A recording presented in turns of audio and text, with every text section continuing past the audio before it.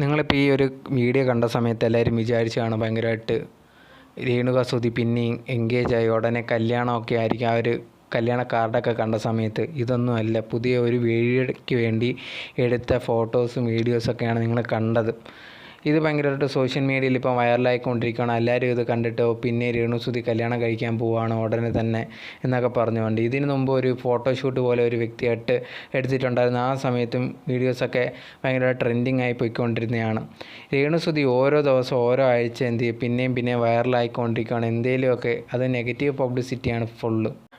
അത് വെച്ച് ഫുള്ളായിട്ടുള്ള negative publicity ആണെങ്കിൽ അത് വെച്ച് റീച്ച് ആവാനൊക്കെ ശ്രമിക്കണം. ഓരോ പ്രാവശ്യം എന്തെങ്കിലുമൊക്കെ ചെയ്യും. ഇപ്പം രാവിലെ തന്നെ ഞാൻ ഒരു വീഡിയോ ചെയ്തിട്ടുണ്ടായിരുന്നു. നടു റോഡിൽ വെച്ച് ഇതേ കണക്ക് എന്ത് ചെയ്യും ഭയങ്കര ഡാൻസ് കളിയും കാര്യങ്ങളൊക്കെ ഉണ്ടാക്കിയിട്ടുണ്ടായിരുന്നു. അതിൻ്റെ ഒരു ഭയങ്കരമായിട്ടുള്ള അതും വൈറലാണ്. വീഡിയോ വൈറലാവുന്നുണ്ട്. നെഗറ്റീവ് പബ്ലിസിറ്റി വെച്ചിട്ടായാലും വൈറലാക്കണം. അതാണ് തോന്നുന്നു ചെയ്യാനുള്ള കാര്യം. അങ്ങനെ ചെയ്യുന്നുണ്ട്. ചെയ്യുന്നതിന് ശേഷം ഉണ്ടെങ്കിൽ ആൾക്കാർ ഫുള്ളായിട്ടുള്ള നെഗറ്റീവ് കമൻറ്റ്സ് മൊത്തം രേണുവിനെതിരെ ആ ഒരു കമൻറ്റ് ബോക്സിൽ പറയാനൊന്നുമില്ല, അമ്മാതിരി പറയുന്നുണ്ട്. പക്ഷേ അതൊന്നും കേട്ടിട്ടും ഇതേ കണക്കുള്ള രീതി ചെയ്യാതെ രേണു ഇരിക്കുന്നേ ഇല്ല. അതേ കണക്ക് പിന്നെയും ഓരോ ആഴ്ച എന്തേലും പ്രശ്നം ഉണ്ടാക്കിക്കൊണ്ട്, പ്രശ്നമെന്ന് പറയാൻ പറ്റില്ല, ബട്ട് എന്നിരുന്നാൽ പോലും ഇതേ കണക്ക് എന്ത് ചെയ്യുക ഒരു സുധിയുടെ പേരിനും അതുപോലെ തന്നെ ഈ രേണു എന്തിനാണ് ഇങ്ങനത്തുള്ള കാര്യങ്ങൾ ചെയ്യുന്നതെന്നുള്ളൊരു കാര്യമാണ് ആൾക്കാർ ചിന്തിക്കുന്നത്.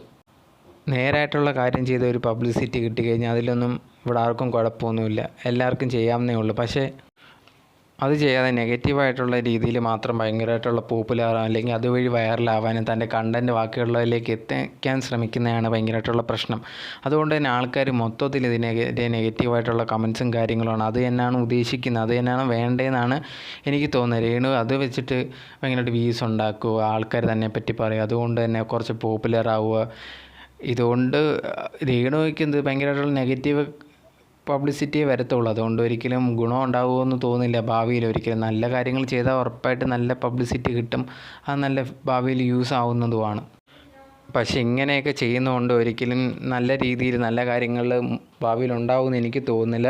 അങ്ങനെ ഉണ്ടായാൽ നല്ല കാര്യമാണ്. ഇങ്ങനത്തുള്ള പ്രശ്നങ്ങളോ അല്ലെങ്കിൽ ഓരോ ദിവസം എന്തെങ്കിലും ഇഷ്യൂസൊക്കെ വരുന്നത് കൊണ്ട് ഞങ്ങൾക്കും എല്ലാം കഞ്ഞി കുടിച്ച് പോകാനും പറ്റും. പക്ഷേ എന്നിരുന്നാൽ പോലും കുറച്ച് നല്ല രീതിയിൽ എന്തെങ്കിലും ചെയ്യുന്നതായിരിക്കും ബെറ്റർ. ഇങ്ങനെ ആൾക്കാരെ കൊണ്ട് നെഗറ്റീവായിട്ടുള്ള രീതിയിൽ ചെയ്യിപ്പിച്ചിട്ട് അതുവഴി ഉണ്ടെങ്കിൽ വൈറലാവുക, അങ്ങനെ ഒരിക്കലും ശ്രമിക്കേണ്ട കാര്യമില്ല എന്ന് തോന്നുന്നു. കാരണം സുധി ചേട്ടനൊക്കെ നല്ല രീതിയിൽ ഭയങ്കരമായിട്ടുള്ള മിമിക്രി അങ്ങനെയൊക്കെ ചെയ്തിട്ട് ഒരു വലിയൊരു വ്യക്തിയാണ്. അപ്പം ആ റെസ്പെക്റ്റ് രേണുവിനോട് എല്ലാവരും ഉണ്ട്. നല്ല രീതിയിൽ കാര്യങ്ങൾ ചെയ്ത് എല്ലാവരും രേണുവിനെ സപ്പോർട്ട് ചെയ്യും. അപ്പോൾ അതിന് ശ്രമിക്കുക എന്നുള്ളതേ എനിക്ക് പറയാനുള്ളൂ.